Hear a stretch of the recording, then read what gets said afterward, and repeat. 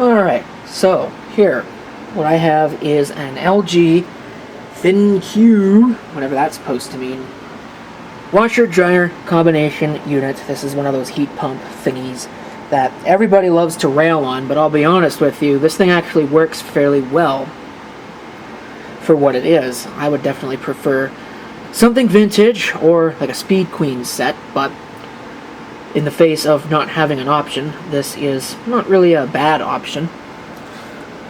But there's one thing about it that is really kind of thrown me through a loop about it, and it is the fact that I've never really figured out how to run just a dry cycle. So I've got a couple of towels in here right now, and these are fairly wet. I'd like to run a drying cycle. But the problem is I don't really know how to do that. But I think I have it figured out.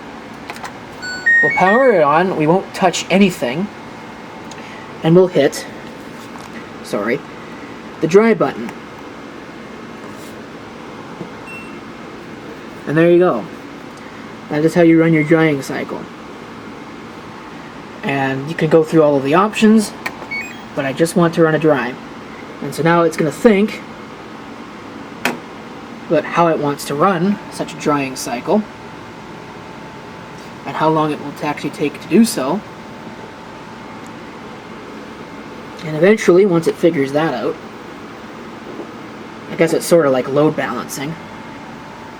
Another one of those dumb things that I wish would stop. Although on a front loader it makes a little bit of sense because that's how they've been designed basically forever.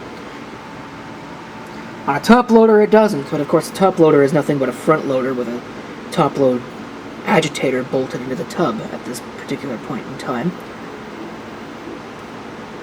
So it should, at some point, yeah, here we go, figure it out. The interesting thing is that it blasted some water, but it's going to take an hour and a half to dry 2 towels. That does kind of suck, and that is one of the negatives about this machine, is that it does kind of take forever to do its job, but things do get clean, which is more than I can say for a lot of other front loaders out there. And so there you go. If you wanted to figure out how to run just a drying cycle, it's a little confusing because, of course, it defaults to this normal thing, but that's not really what it's doing. But if you do want to just run a dry, that's how you do it. Thank you for watching, and if you have any comments, feel free to leave them below.